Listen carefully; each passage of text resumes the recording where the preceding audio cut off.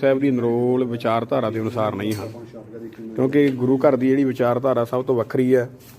ਜਿਸ ਤਰ੍ਹਾਂ ਸੁਖਮਣਾ ਸਾਹਿਬ, ਕਿਉਂਕਿ ਗੁਰੂ ਅਰਜਨ ਦੇਵ ਮਹਾਰਾਜ ਜੀ ਦੀ ਬਾਣੀ ਸੁਖਮਨੀ ਸਾਹਿਬ ਹੈ। ਇਹ ਸੁਖਮਣਾ ਸਾਹਿਬ ਅਸੀਂ ਤਾਂ ਅੱਜ ਤੱਕ ਨਹੀਂ ਸੁਣਿਆ। ਵਾਹਿਗੁਰੂ ਜੀ ਕਾ ਖਾਲਸਾ, ਵਾਹਿਗੁਰੂ ਜੀ ਕੀ ਫਤਿਹ। ਅਜੋਕੇ ਸਮੇਂ ਦੇ ਵਿੱਚ ਬਹੁਤ ਸਾਰੀਆਂ ਵੀਡੀਓਜ਼ ਸਾਹਮਣੇ ਆ ਰਹੀਆਂ, ਜਿਹਦੇ ਵਿੱਚ ਜੋ ਗੁਰਬਾਣੀ ਦੇ ਗੁਟਕੇ ਹੈ ਉਹਨਾਂ ਦੇ ਵਿੱਚ ਮਿਲਾਵਟ ਕੀਤੀ ਜਾ ਰਹੀ ਹੈ, ਗੁਰਬਾਣੀ ਦੇ ਵਿੱਚ ਮਿਲਾਵਟ ਕੀਤੀ ਜਾ ਰਹੀ ਹੈ। ਇਹ ਕਿਹਦੇ ਦੁਆਰਾ ਕਰਵਾਈ ਜਾ ਰਹੀ ਹੈ, ਕੌਣ ਕਰ ਰਿਹਾ ਹੈ? ਇਹਦੇ ਪਿੱਛੇ ਹਿੰਦੂਵਾਦੀ ਸੰਗਠਨ ਹੈ, ਇਹਦੇ ਵਿੱਚ ਕਿਸੇ ਤਰ੍ਹਾਂ ਦਾ ਕੋਈ ਸ਼ੱਕ ਨਹੀਂ ਹੈ। RSS ਹੈ। ਇਹ ਜੋ RSS ਹੈ 1925 ਦੇ ਵਿੱਚ ਫਾਰਮਡ ਕੀਤੀ ਗਈ ਸੀ, ਦੁਸ਼ਹਿਰੇ ਵਾਲੇ ਦਿਨ। ਇਹ ਜਿਹੜਾ ਇਹਦਾ ਪਹਿਲਾ ਚੀਫ ਸੀ ਕੇਸ਼ਵ ਬਾਲੀਰਾਮ ਹੈਡਗੇਵਰ ਸੀਗਾ, ਜੋ ਕਿ ਨਾਗਪੁਰ ਦਾ ਰਹਿਣ ਵਾਲਾ ਸੀ। ਔਰ RSS ਦਾ ਜੋ ਹੈੱਡਕੁਆਟਰ ਹੈ ਉਹ ਵੀ ਨਾਗਪੁਰ ਦੇ ਵਿੱਚ ਹੀ ਹੈ। ਮੌਜੂਦਾ ਮੁਖੀ ਮੋਹਨ ਭਾਗਵਤ ਜੀ ਹੈ। ਇਹ ਪੂਰੇ ਦੇਸ਼ ਦੇ ਵਿੱਚ ਹਰ ਰੋਜ਼ ਜਿਹੜਾ ਹੈ ਤਕਰੀਬਨ 39,500 ਤੋਂ ਵੱਧ ਜਗ੍ਹਾ ਦੇ ਉੱਤੇ ਜੁੜਦੇ ਹਨ, ਇਹਨਾਂ ਦੀਆਂ ਸ਼ਾਖਾਵਾਂ ਲੱਗਦੀਆਂ ਹਨ। ਕੇਵਲ ਪੰਜਾਬ ਦੇ ਵਿੱਚ ਤਕਰੀਬਨ ਜਿਹੜਾ ਹੈ 800 ਤੋਂ ਵੱਧ ਜਗ੍ਹਾ ਦੇ ਉੱਤੇ ਇਹਨਾਂ ਦੀਆਂ ਸ਼ਾਖਾਵਾਂ ਲੱਗਦੀਆਂ। ਯੂਪੀ ਦੇ ਵਿੱਚ 9,000 ਤੋਂ ਵੱਧ ਜਗ੍ਹਾ ਦੇ ਉੱਤੇ ਜੁੜਦੇ ਹਨ। ਇਸੇ ਤਰੀਕੇ ਦੇ ਨਾਲ ਇਹ ਦੇਸ਼ ਦੇ ਅਲੱਗ-ਅਲੱਗ ਹਿੱਸਿਆਂ ਦੇ ਵਿੱਚ ਹਰ ਰੋਜ਼ ਇਹਨਾਂ ਦੀਆਂ ਸ਼ਾਖਾਵਾਂ ਲੱਗਦੀਆਂ ਹਨ। ਔਰ ਬਾਹਰਲੀ ਕੰਟਰੀਜ਼ ਦੇ ਵਿੱਚ ਵੀ ਇਹਨਾਂ ਦੀਆਂ ਸ਼ਾਖਾਵਾਂ ਹੈ, ਇਹਨਾਂ ਦੀ ਵਿੰਗ ਹੈ। ਔਰ ਬਹੁਤ ਸਾਰੀ ਇਹਨਾਂ ਨੂੰ ਕਈ ਸਾਰੀ ਕੰਟਰੀਜ਼ ਤੋਂ ਫੰਡਿੰਗ ਵੀ ਆਉਂਦੀ ਹੈ। ਇਹ ਕਰਦੇ ਕੀ ਹਨ? ਜਦੋਂ ਮਿਲ ਕੇ ਬੈਠਦੇ ਹਨ ਹਰ ਰੋਜ਼ ਜਿਹੜਾ ਹੈ ਇੰਨੀਆਂ ਜਗ੍ਹਾ ਦੇ ਉੱਤੇ, ਇਹਨਾਂ ਦਾ ਕੰਮ ਕੇਵਲ ਤੇ ਕੇਵਲ ਇਤਿਹਾਸ ਨੂੰ ਬਦਲਣਾ, ਕਿਉਂਕਿ ਇਹਨਾਂ ਦਾ ਆਪਣਾ ਤਾਂ ਕੋਈ ਇਤਿਹਾਸ ਹੈ ਨਹੀਂ। ਮਾਈਨੋਰਟੀਜ਼ ਦੇ ਇਤਿਹਾਸ ਨੂੰ ਡਿਸਟੋਰਟ ਕੀਤਾ ਜਾ ਰਿਹਾ ਹੈ, ਉਹਨਾਂ ਦੇ ਇਤਿਹਾਸ ਨੂੰ ਕਲੰਕਿਤ ਕੀਤਾ ਜਾ ਰਿਹਾ ਹੈ, ਖਾਸ ਕਰਕੇ ਸਿੱਖਾਂ ਦੇ ਇਤਿਹਾਸ ਨੂੰ।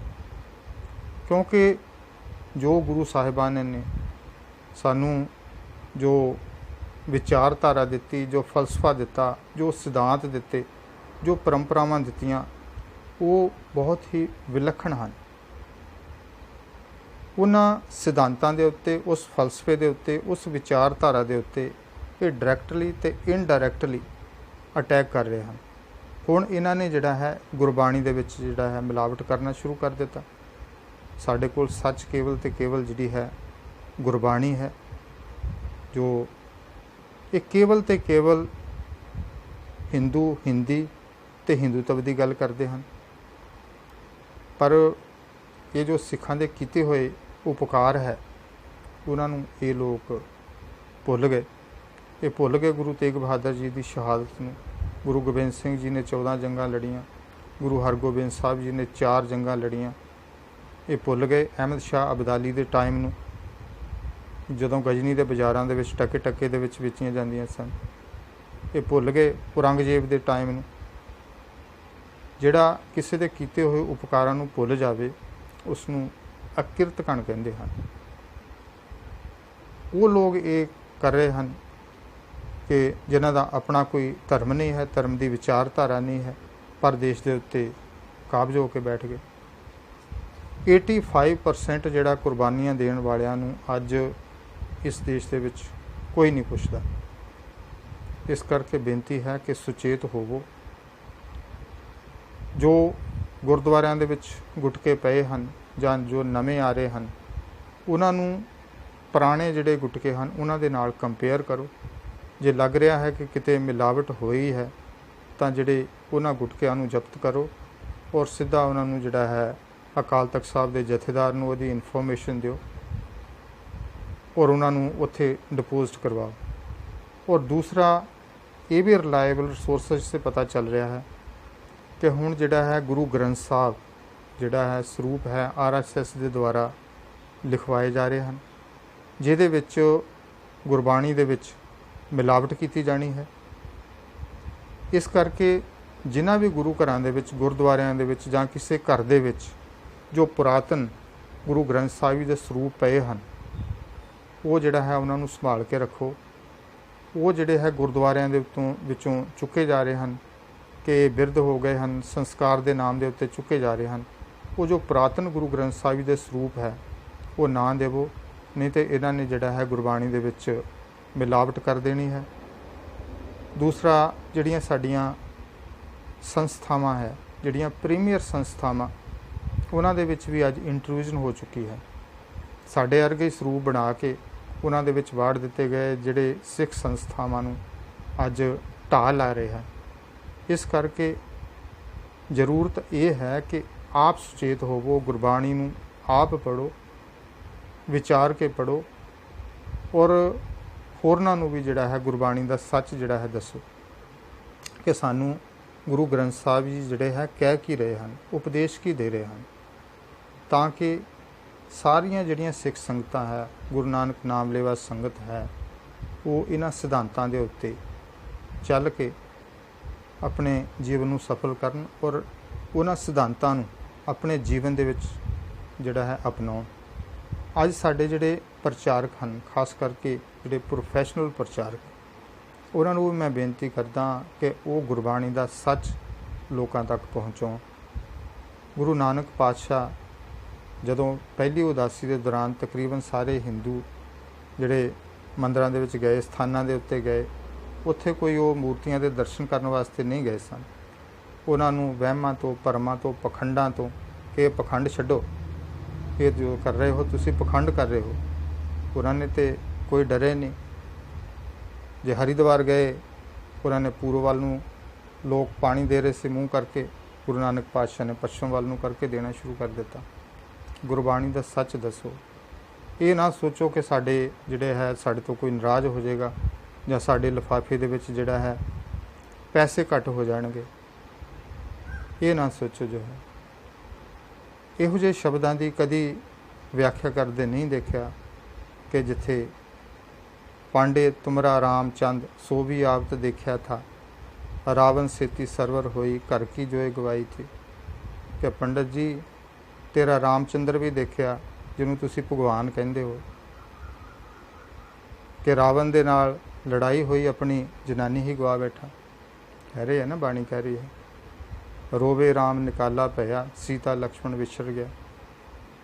ਕਿ ਜਦੋਂ ਬਨਵਾਸ ਦੇ ਦਿੱਤਾ ਗਿਆ ਰਾਮਚੰਦਰ ਜੀ ਨੂੰ, ਤਾਂ ਜਦੋਂ ਵਿਛੋੜਾ ਹੋ ਗਿਆ, ਸੀਤਾ ਲਕਸ਼ਮਣ ਦੇ ਨਾਲ ਵਿਛੜ ਗਿਆ ਤੇ ਤਾਂ ਰੋਇਆ। ਭਗਵਾਨ ਕੋਈ ਰੋਂਦੇ ਨਹੀਂ ਹੈ। ਇਹੋ ਜਿਹੇ ਸ਼ਬਦਾਂ ਦਾ ਵੀ ਲੋਕਾਂ ਨੂੰ ਜਿਹੜਾ ਹੈ ਸੱਚ ਦੱਸੋ, ਕਿਉਂਕਿ ਇਹਦਾ ਜਿਹੜਾ ਹੈ ਨੁਕਸਾਨ ਕੀ ਹੋਇਆ ਹੈ ਕਿ ਜਿਹੜਾ ਅਯੋਧਿਆ ਦਾ ਵਰਡਿਕਟ ਆਇਆ, ਉਹਨਾਂ ਨੇ ਇਹਦੇ ਵਿੱਚ ਇਹੀ ਕਿਹਾ ਕਿ ਜਿਹੜਾ ਗੁਰੂ ਨਾਨਕ ਪਾਤਸ਼ਾਹ ਜਿਹੜੇ ਸੀ ਉੱਥੇ ਰਾਮ ਭਗਵਾਨ ਦੇ ਜਿਹੜਾ ਹੈ ਦਰਸ਼ਨ ਕਰਨ ਵਾਸਤੇ ਗਏ ਸਨ, ਜਿਹੜਾ ਕਿ ਦੁਨੀਆ ਦੇ ਵਿੱਚ ਬਹੁਤ ਹੀ ਗਲਤ ਮੈਸੇਜ ਗਿਆ।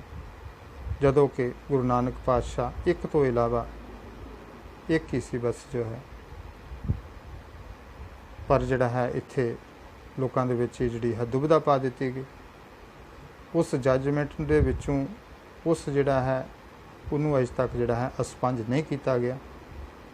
ਇਸ ਕਰਕੇ ਬੇਨਤੀ ਹੈ ਕਿ ਸੰਗਤਾਂ ਆਪ ਜਿਹੜਾ ਹੈ ਗੁਰਬਾਣੀ ਨੂੰ ਆਪ ਪੜ੍ਹਨ, ਸਹਿਜੇ ਸਹਿਜੇ ਪੜ੍ਹਨ, ਉਹਦਾ ਜਿਹੜਾ ਲਿਟਰਲ ਮੀਨਿੰਗ ਹੈ ਉਸ ਨੂੰ ਸਮਝਣ ਦੀ ਕੋਸ਼ਿਸ਼ ਕਰਨ, ਫਿਰ ਉਹਦੇ ਭਾਵ ਅਰਥ ਨੂੰ ਸਮਝਣ ਤੇ ਆਪਣੀ ਜ਼ਿੰਦਗੀ ਦੇ ਵਿੱਚ ਜਿਹੜਾ ਹੈ ਉਸ ਨੂੰ ਅਪਣਾਉਣ ਤੇ ਹੋਰਨਾਂ ਨੂੰ ਵੀ ਉਹ ਦੱਸੋ। ਸਾਨੂੰ ਜਿਹੜਾ ਹੈ ਅੱਜ ਜਿਹੜਾ ਪ੍ਰਚਾਰ ਦਾ ਤਰੀਕਾ ਹੈ ਉਸ ਨੂੰ ਚੇਂਜ ਕਰਨਾ ਪਵੇਗਾ।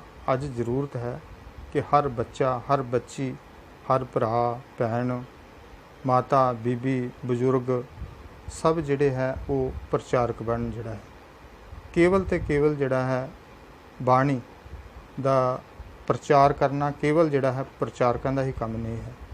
ਅੱਜ ਹਰ ਸਿੱਖ ਦਾ ਫਰਜ਼ ਬਣਦਾ ਹੈ ਕਿ ਉਹ ਜੋ ਸਾਡੇ ਇੰਨੇ ਸਾਡੀ ਜਿਹੜੀ ਵਿਲੱਖਣ ਸਿਧਾਂਤ ਦਿੱਤੇ ਗੁਰੂ ਨਾਨਕ ਪਾਤਸ਼ਾਹ ਨੇ, ਜੋ ਸਾਡੇ ਕੋਲ ਗੁਰੂ ਗ੍ਰੰਥ ਸਾਹਿਬ ਜੀ ਦੀ ਬਾਣੀ ਦੇ ਰੂਪ ਦੇ ਵਿੱਚ ਮੌਜੂਦ ਹੈ, ਉਹਨਾਂ ਨੂੰ ਅਸੀਂ ਦੁਨੀਆ ਤੱਕ ਪਹੁੰਚਾਈਏ।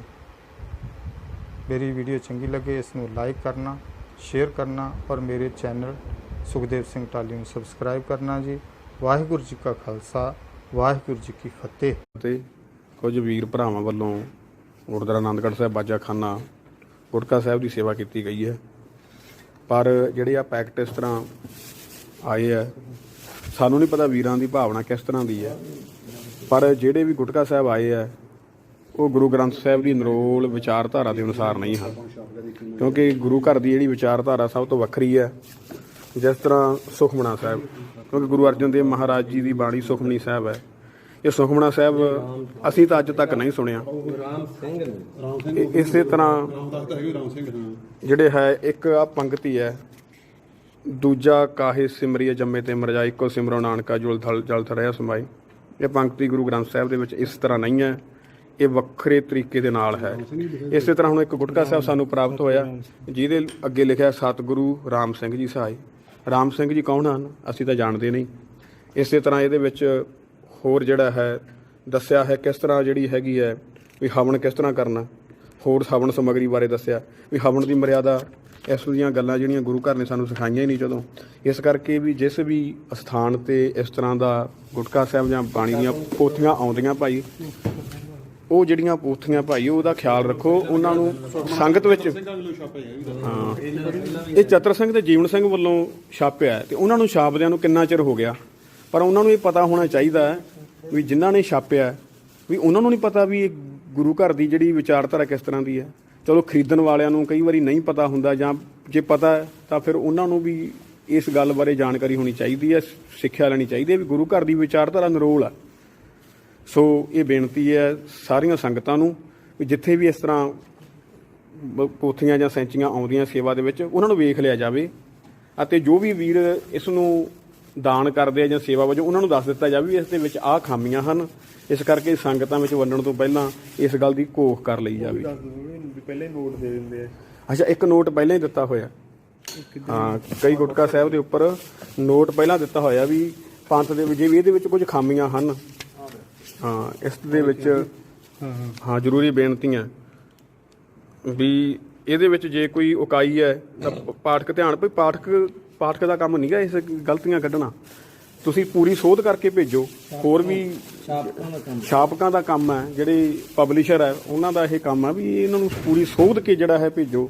ਸੋ ਇਸ ਤਰ੍ਹਾਂ ਕਰਕੇ ਇਹ ਬੇਨਤੀ ਪ੍ਰਵਾਨ ਕਰਨੀ ਭਾਈ, ਸੁਚੇਤ ਰਿਹਾ ਕਰੋ।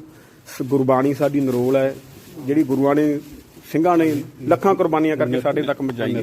ਗੁਟਕਾ ਇਹਦੇ ਵਿੱਚ ਅੱਧ ਦੱਸੋ ਹੋਣਾ ਸਾਹਿਬ ਨੇ ਸਾਰੇ। ਸੋ ਇਸ ਤਰ੍ਹਾਂ ਕਰਕੇ ਭਾਈ ਜਿਹੜਾ ਹੁਣ ਸੁਖਮਣੀ ਸਾਹਿਬ ਗੁਰੂ ਅਰਜਨ ਦੇਵ ਜੀ ਮਹਾਰਾਜ ਜੀ ਦਾ, ਤੇ ਸੁਖਮਣਾ ਸਾਹਿਬ ਫਿਰ ਕਿਉਂ ਦੁਬਧਾ 'ਚ ਨਹੀਂ ਪਾਉਣ ਵਾਲੀ ਗੱਲ, ਇਸ ਤਰ੍ਹਾਂ ਇਹ ਦੁਬਧਾ 'ਚ ਪਾਉਣ ਵਾਲੀ ਗੱਲ ਹੈ। ਸੋ ਇਹ ਸਿੱਖ ਜਿਹੜੇ ਵੀਰ ਭਰਾ ਹੈ ਉਹਨਾਂ ਨੇ ਇਹ ਧਿਆਨ ਦੇ ਵਿੱਚ ਗੱਲ ਲੈ ਕੇ ਆਂਦੀ ਹੈ। ਸੋ ਆਪ ਸਾਰਿਆਂ ਨਾਲ ਸਾਂਝੀ ਕਰ ਰਹੇ ਹਾਂ। ਗੁਰਦੁਆਰਾ ਆਨੰਦਗੜ੍ਹ ਸਾਹਿਬ ਬਾਜਾਖਾਨਾ ਸਮੂਹ ਕਮੇਟੀ ਹਾਜ਼ਰ ਹੈ।